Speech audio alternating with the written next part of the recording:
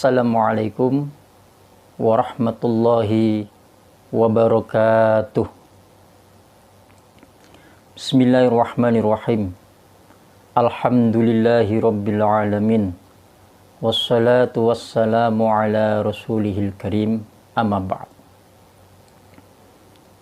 Hadirin yang dimuliakan Allah, untuk membahas sedekah yang wajib atau zakat, maka kita tidak bisa meninggalkan satu ayat dari Al-Quran, yaitu A'udzu billahi minasyaitonir rajim.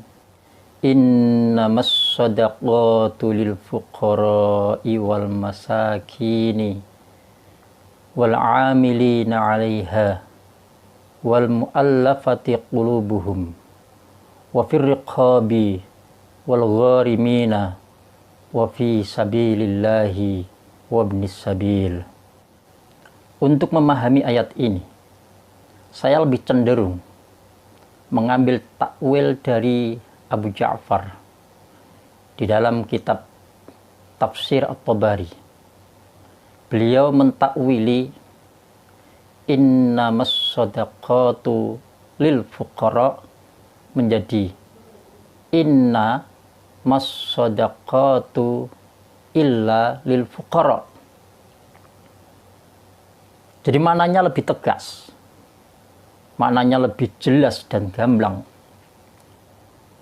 Sesungguhnya tidak sah sedekah wajib atau zakat seseorang kecuali diberikan kepada satu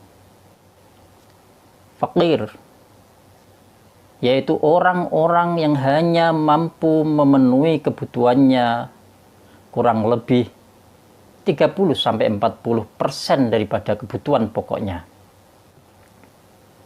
Yang kedua, al-masakin, yaitu orang-orang yang hanya mampu memenuhi kebutuhannya sekitar 80%.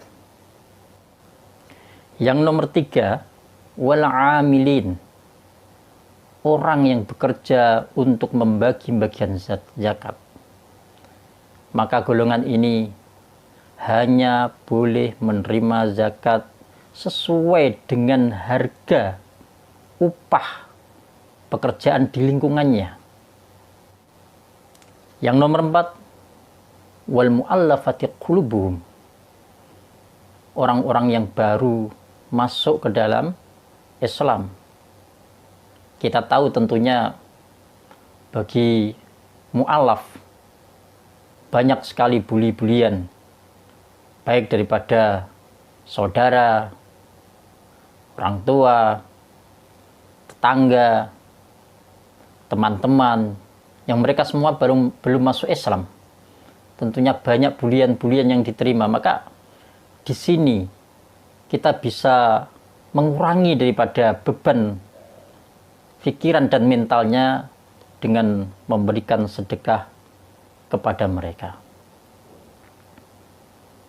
Yang nomor 5, wafirqab, yaitu orang-orang yang berjuang untuk membebaskan dirinya dari perbudakan. Yang keenamnya, gharimin, orang-orang yang terjebak di dalam hutangnya sendiri. Karena memang faktornya dia berangkat daripada orang yang fakir, miskin, belum mampu mencukupi kebutuhannya, kemudian dia terpaksa untuk hutang, kemudian dia terjepit dalam hutangnya.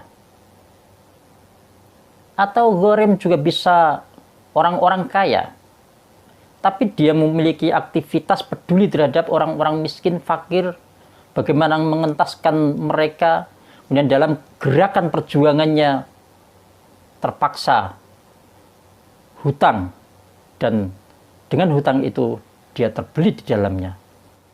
Yang ketujuh adalah fisabilillah, yaitu orang yang bersiap-siap ataupun akan berangkat menuju perang, membela agama Allah Subhanahu wa Ta'ala. Dan yang ke-8 atau yang terakhir adalah Ibnu Sabil, Ibnu Sabil ini orang yang kehabisan bekal manakala dia sedang menempuh perjalanan di dalam ibadahnya, bukan perjalanan yang maksiat. Hadirin yang dimuliakan Allah Subhanahu wa taala. Dengan semuanya itu, kita bisa menyimpulkan bahwa sedekah atau zakat kita supaya mengenai sasaran yang tepat orang-orang yang berhak menerima zakat, maka ada 3 catatan atau 3 kesimpulan. Yang nomor 1, pastikan bahwa sedekah dan zakat kita untuk kebutuhan umat manusia.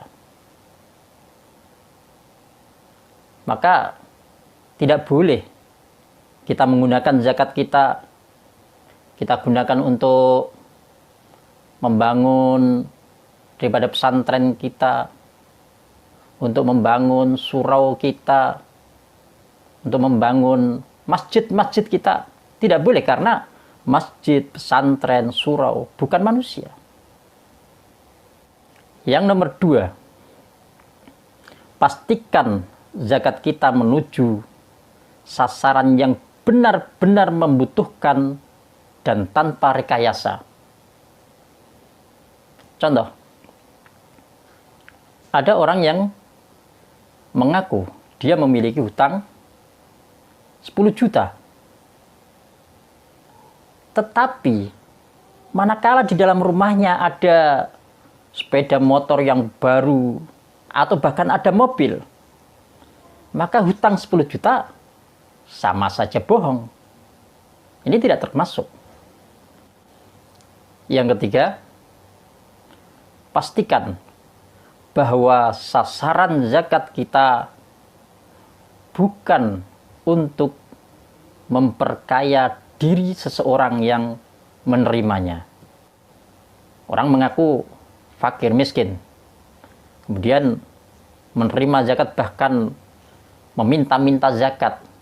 Ini dia kumpulkan, dan zakat itu setelah berkumpul dijual, bisa beli mobil, bisa beli emas-emasan untuk istrinya, dan lain sebagainya. Inilah hal yang tidak diperbolehkan di dalam pembagian zakat. Maka kita harus hati-hati sekali.